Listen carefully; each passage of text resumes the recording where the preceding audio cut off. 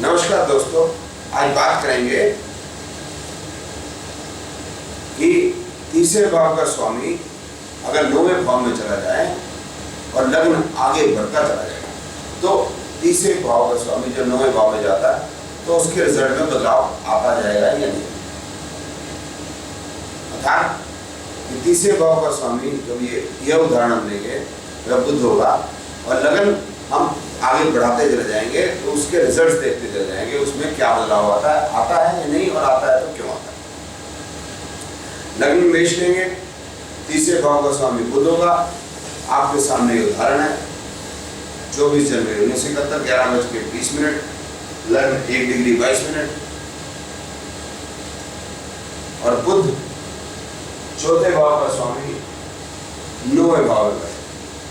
लग्न में देखते हैं तो बुध तीसरे और छठे का स्वामी 9वें भाव में बैठा है, पर स्वामित्व और पोजीशन हम ग्रह की चरित्र से लेते हैं तो चौथे भाव का स्वामी यहाँ होगा बुध, तो चौथे का स्वामी 9वें 4 9, शुक्र दूसरे तीसरे और सातवें का स्वामी 8वें भाव में 2 3 7 8, चंद्रमा 5वें भाव का स्वामी 9वें भाव। अब देखते हैं कि बुध के रिजल्ट्स क्या होंगे। नाड़ी ज्योतिष के अनुसार किसी भी ग्रह के फल उसके उपनक्षत्रों नक्षत्रों पर ज्यादा बेस्ड होते हैं।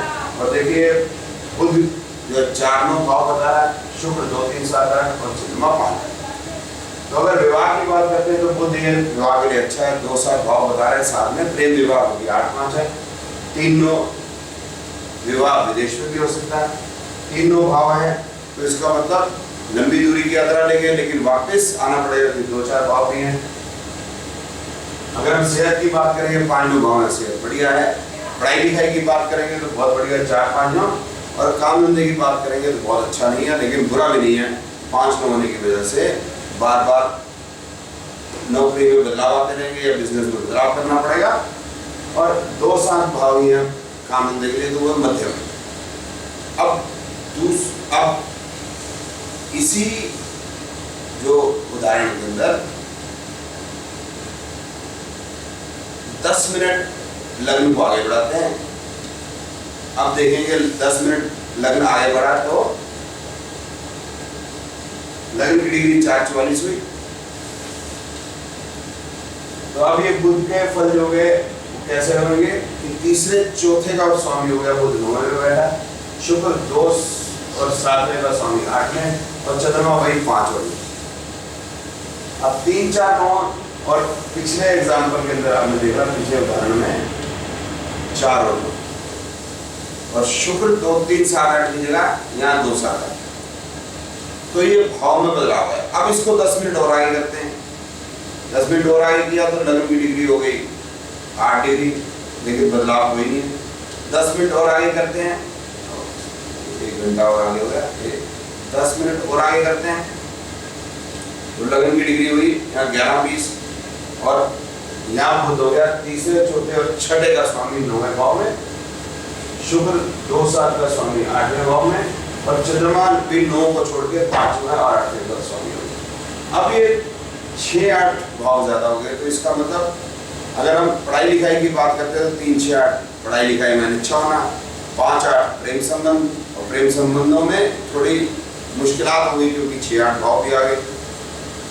विवाह प्रेम विवाह ही नजर आता है और लंबी दूरी की यात्रा यहाँ भी है लेकिन लंबी दूरी की यात्राओं में यहाँ समस्या होगी। अब 10 मिनट और इसको आगे लेते हैं। अब लग्न की डिग्री हुई 14 डिग्री और बुध के भाव में फर्क आ गया। बुध अब 3 6 और 9 के फल देगा, चंद्रमा 4 5 और 8।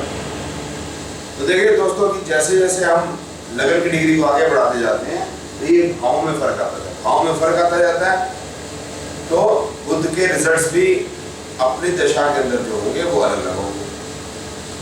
नाड़ी ज्योतिष से आप करते हैं तो आप देखते हैं बहुत आसानी से इस चीज को समझ पाते हैं, और अगर आप ट्रेडिशनल ज्योतिष में जाएंगे वैदिक में तो वो बात आपको समझ में नहीं आएगी, वहां घूमते रह जाओगे और इतनी आसानी से चीज नहीं समझ में आएगी। और साथ ही साथ इसमें समझ कुछ चीज याद करने की जरूरत नहीं है, सिर्फ आपको 12 भाव के रिजल्ट्स को पता होना चाहिए। और नाड़ी ज्योतिष के अगर आप कॉम्बिनेशन को भी याद करें कर लेंगे तो आप देखेंगे कि और आप और सटीकता से फलादेश कर पाएंगे। धन्यवाद।